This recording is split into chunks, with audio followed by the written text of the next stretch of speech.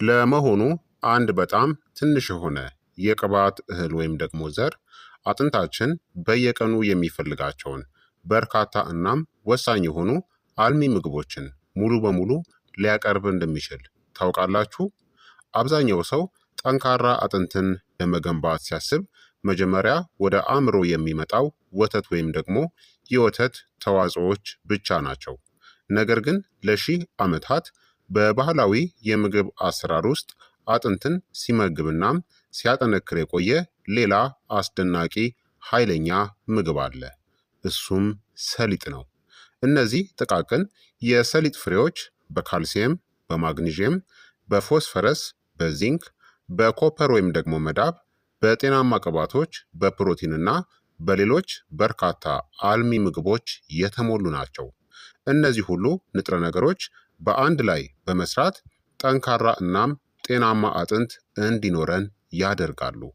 ነገር ግን እዚህ ጋር ማስታወስ ያለብን አንድ በጣም አስፈላጊ ነገር አለ። ሰሊጥ በራሱ ብቻውን ተአምራዊ ፈውስ አይደለም።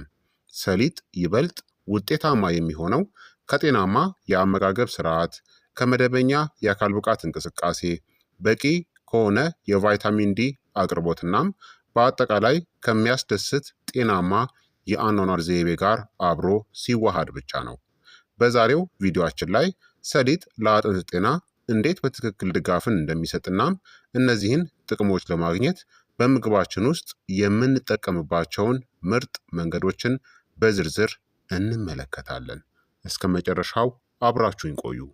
ከመጀመራችን በፊት ግን እንኳን ወደ ቻናሌ በደህና መጣችሁ። በሳይንስ የተደገፉ ቀላል የሆኑ የጤና ምክሮችን ከወደዳችሁ ይህንን ቪዲዮ ላይክ እና ሼር ማድረጋችሁን እንዳትዘነጉ። አዲስ ከሆናችሁ ደግሞ ሰብስክራይብ አድርጉ። ጥያቄያችሁን በኮመንት ላይ አስፍሩልኝ፣ በደስታ እመልስላችኋለሁኝ። ሰብስክራይብ ካደረጋችሁ በቀጥታ ወደ አንደኛው ጥቅም እንለፍ። አንደኛ፣ ሰሊጥ ጥሩ የካልሲየም ምንጭ ነው። ካልሲየም ለአጥንታችን ጥንካሬንና ጥግግትን የሚሰጥ ዋናውናም መሰረታዊ ማዕድን ነው። ሰሊጥ በተለይም ሙሉ ሰሊጥ ከፍተኛ መጠን ያለው ካልሲየምን ይዟል። የሰውነታችን መዋቅር ጤናማ አጥንትን ለመጠበቅ ሁልጊዜ ካልሲየምን ይጠቀማል።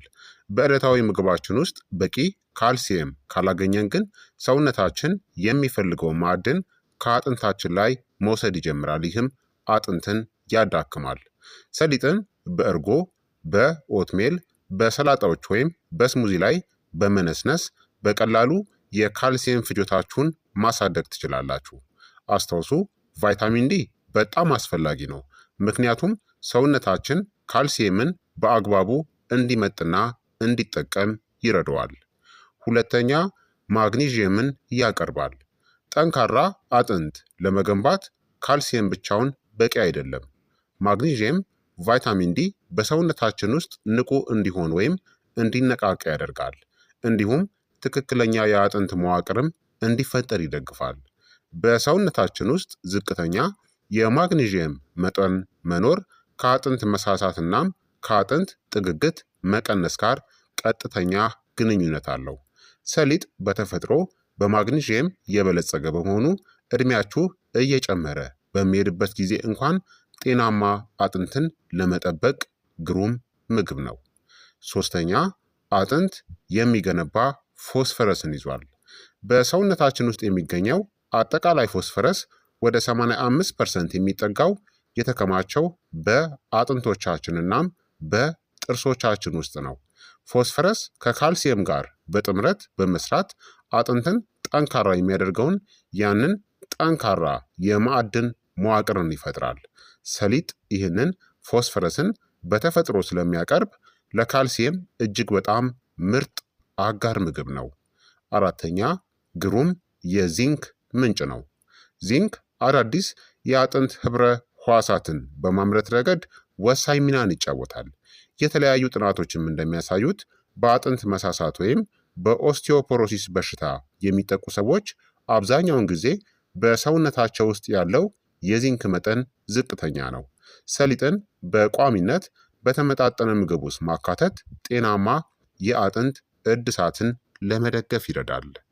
አምስተኛ፣ በኮፐር ወይም በመዳብም የበለጸገ ነው። ኮፐር ወይም መዳብ ሰውነታችን ኮላጅንን እንዲያመርት ይረዳል። ኮላጅን ደግሞ ለአጥንት ድጋፍ የሚሰጥና የመለጠጥ ባህሪ እንዲኖረው የሚያደርግ የፕሮቲን መዋቅር ወይም ደግሞ ክፈፍ ነው። በቂ ኮላጅን ከሌለ አጥንቶች በቀላሉ የሚሰበሩ እናም ደካማ ይሆናሉ። ሰሊጥ ከእጽዋት ከምናገኛቸው የምግብ አይነቶች መካከል ከፍተኛ የኮፐር ክምችት ካላቸው ቀዳሚዎቹ ተጠቃሽ ነው። ስድስተኛ የእጽዋት ፕሮቲንን ያቀርባል። አጥንቶቻችን የተገነቡት ከማዕድናት ብቻ አይደለም። የአጥንቶቻችን መዋቅር ግማሽ ያክሉ የተሰራው ከፕሮቲን ነው። ሰሊጥ የተጎዱ ህብረ ሕዋሳትን ለመጠገንና የአጥንትን ጥንካሬ ለመጠበቅ የሚረዳ ከእጽዋት የሚገኝ ፕሮቲንን ያቀርባል። ይበልጥ ጥራት ያለው ፕሮቲን ለማግኘት ሰሊጥን ከባቄላ፣ ከምስር ወይም ጥራጥሬዎችና ከሙሉ እህሎች ጋር አዋህዳችሁ ተመገቡ። ሰባተኛ ብግነት ወይም ኢንፍላሜሽንን የሚቀንሱ ጤናማ ቅባቶችም አሉት። ሰሊጥ ለልብ ጤና ተስማሚ የሆኑ እናም የተፈጥሮ አንቲኦክሲዳንቶችንም ይዟል። በሰውነት ውስጥ ለረጅም ጊዜ የሚቆይ መመረዝ ወይም ክሮኒክ ኢንፍላሜሽን በጊዜ ሂደት ለአጥንት መሳሳትና መዳከም ምክንያት ሊሆን ይችላል። ሰሊጥ ምንም እንኳን የሕክምና መድኃኒት ባይሆንም በፍራፍሬዎች፣ በአትክልቶች፣ በጥራጥሬዎችና በሙሉ እህሎች የበለጸገውን ብግነትን የሚከላከል የአመጋገብ ስርዓት አካል መሆንም ይችላል። ስምንተኛ ወሳኝ የሆኑ አንቲኦክሲዳንቶችንም ይሰጣል። ሰሊጥ ሴሳሚን እናም ሴሳሞሊን የተባሉ የተፈጥሮ ውህዶችን ይዟል። እነዚህ አንቲኦክሲዳንቶች የሰውነት ሴሎችን ከኦክሲዲቲቭ ስትረስ ከተባለ ጉዳት ይከላከላሉ። ይህ ጉዳት ለእርጅና እናም ለአጥንት መበላሸት አስተዋጽኦ የሚያደርግ ሂደት ነው። ምንም እንኳን አሁንም ተጨማሪ ምርምሮች እየተደረጉ ቢሆንም እነዚህ ውህዶች ለአጠቃላይ ጤና በጣም ተስፋ ሰጪ መሆናቸውም ተረጋግጧል። ዘጠነኛ ጤናማ እርጅናንም ይደግፋል። እድሜያችን እየገፋ ሲሄድ አጥንትን የማጣት ወይም የመሳሳት ሂደት በተፈጥሮ ይጨምራል። እንደ ሰሊጥ ያሉ በንጥረ ምግብ የበለጸጉ ምግቦችን መመገብ ከክብደት ማሳደግ፣ የአካል ብቃት እንቅስቃሴ፣ ከበቂ ፕሮቲን፣ ከካልሲየም፣ ከቫይታሚን ዲ እናም ከጤናማ የአኗኗር ዘይቤ ጋር ሲዋሃድ በዕድሜ ዘመናችን ሁሉ የአጥንትን ጤና ለመጠበቅ ይረዳል። አጥንትን መንከባከብ መጀመር መቼም ቢሆን በጣም ቀድሞ ወይም በጣም ዘግይቶ የሚባል ነገር የለውም። አስረኛ በዕለታዊ ምግቦቻችሁ ውስጥም በቀላሉ ማካተት ይቻላል ማለት ነው። ስለ ሰሊጥ በጣም አስደናቂ ከሆኑ ነገሮች ውስጥ አንዱ በተለያዩ የምግብ አይነቶች ውስጥ በቀላሉ የሚገጥም ሁለገብ መሆኑ ነው። ለአጥንት ጥንካሬ ሰሊጥን በእነዚህ ምግቦች ላይ ጨምራችሁ ለመመገብ ሞክሩ። በኦትሜል ላይ፣ በእርጎ ውስጥ፣ በተለያዩ የፈሳሽ ምግቦች ወይም በስሙዚ ውስጥ፣ በሰላጣዎች ላይ፣ በሾርባ ውስጥ፣ በጥብስ አትክልቶች ላይ፣ በቤት ውስጥ በሚጋገር ዳቦ ላይ፣ በተልባ ወይም በታሂኒ የሰሊጥ ቅቤ በሆነ መልክ በተጠበሱ አትክልቶች ላይ።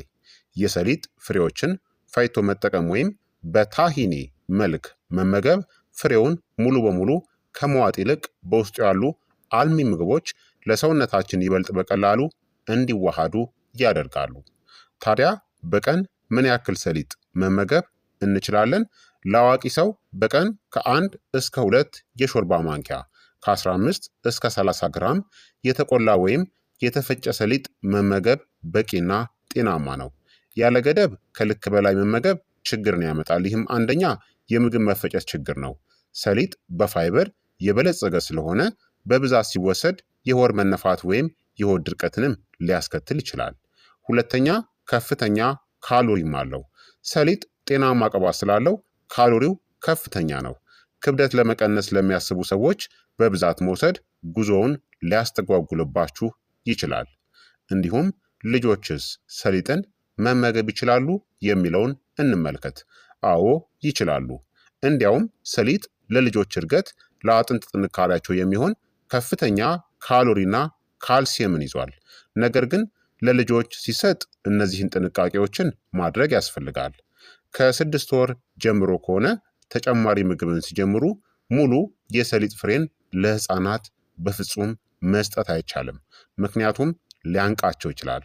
አዘገጃጀቱም ለህፃናት ሲሰጥ ሰሊጡን በደንብ አጥቦ ቆልቶና ፈጭቶ በዱቄት መልክ ለምሳሌ በገንፎ ወይም በአጥሚጥ ውስጥ በመነስነስ ወይም እንደ ሰሊጥ ቅቤ ወይም ታሂኒ አድርጎ ከሌላ ምግብ ጋር በመቀላቀል መስጠት ይመረጣል።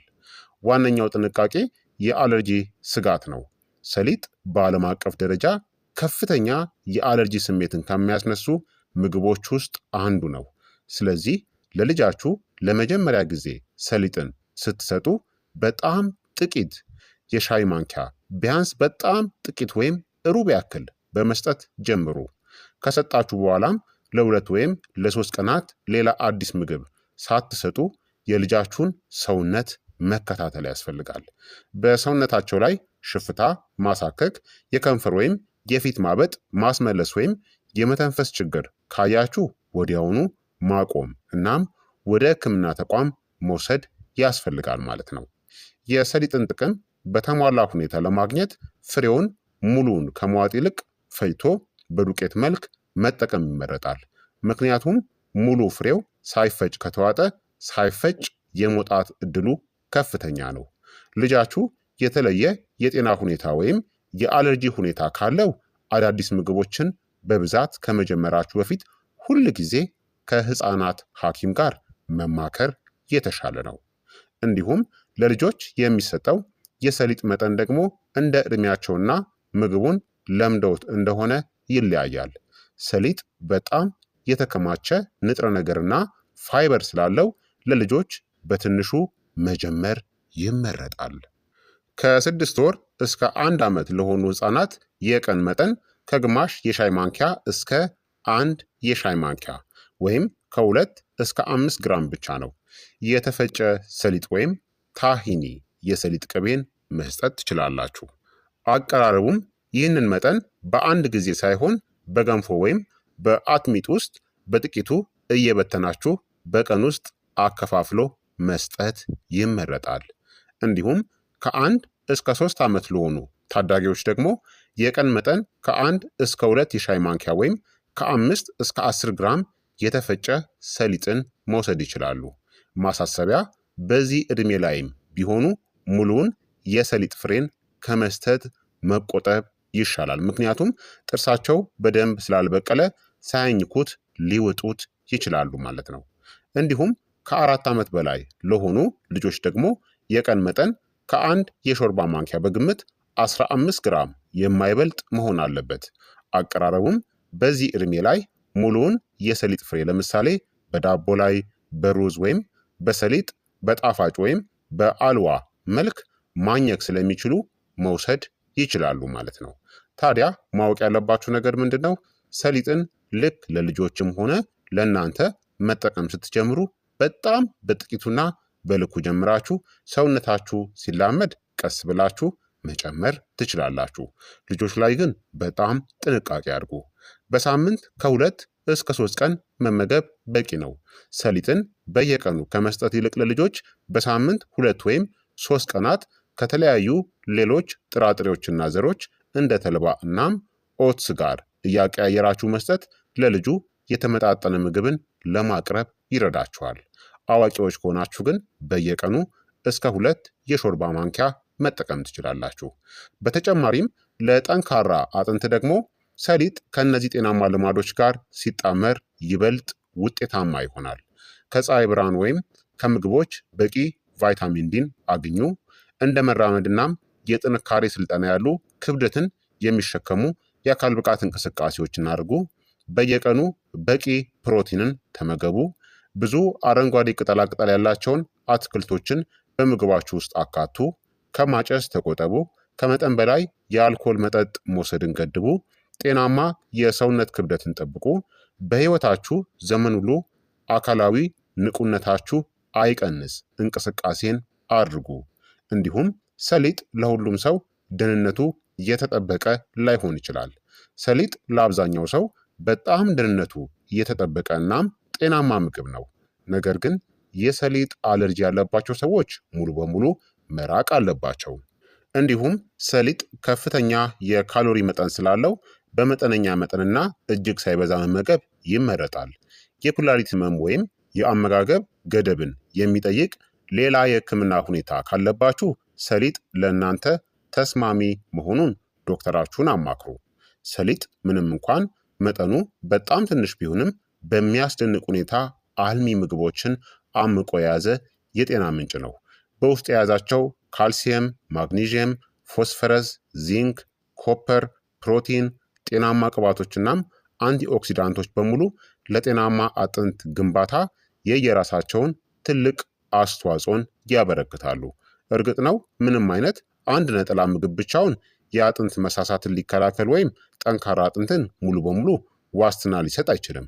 ነገር ግን ሰሊጥን በተመጣጠነ ምግብ ውስጥ በቋሚነት ማካተት ለተሻለ የአጥንት ጤና ጥንካሬ የሚወሰድ በጣም ብልህ እርምጃ ነው። አስታውሱ፣ ትናንሽ የሆኑ የዕለት ተዕለት ልማዶች ለዘላለም የሚቆይ ጠንካራ አጥንትን ይፈጥራሉ። የዛሬው እንግዲህ የጤና ትምህርቴ ይህንን ይመስል ነበረ።